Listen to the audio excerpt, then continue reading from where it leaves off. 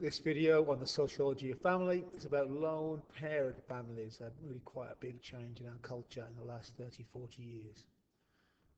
So, let's think about cultural shifts first.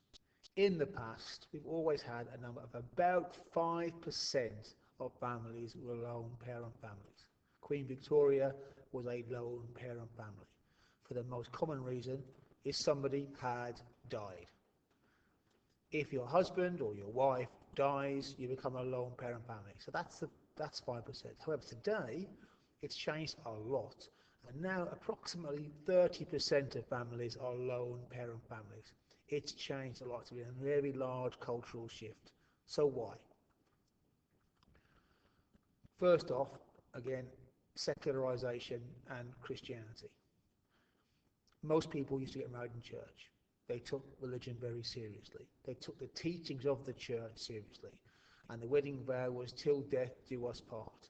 So many people just didn't get divorced. As secularization has set in, as the power of religion has become less, people are much more likely to either get divorced or not get married in the first place.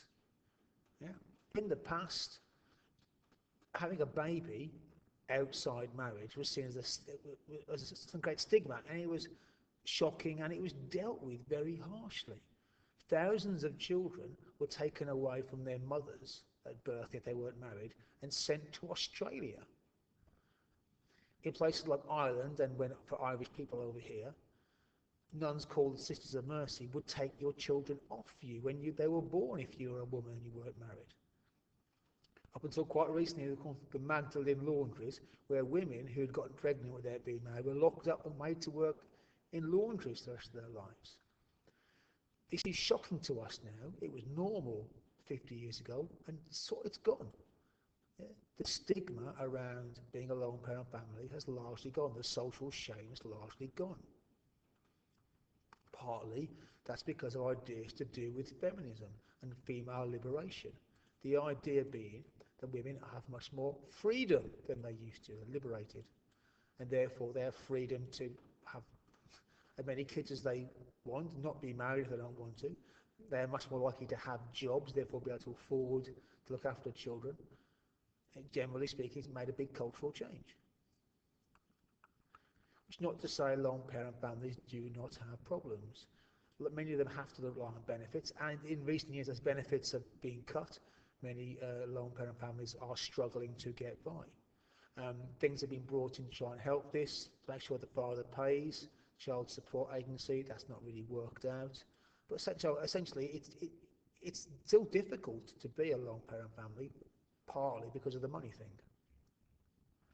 Now, functionalists, in particular the new right, people like Charles Murray, they think that the rise in lone parent families is a massive problem for our whole culture and society. They are very much against it. They say it is not good. It is not a good way to socialise children. It's not adequate.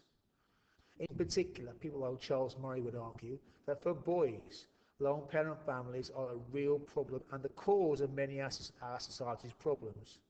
These boys do not have a male role model in their life, Charles Murray would argue, and that is causing many problems like crime and drug abuse and etc., because these young men don't have a dad around to teach them how to be men. They don't have a male role model. So people like Charles Murray and the New Right are against lone parent families.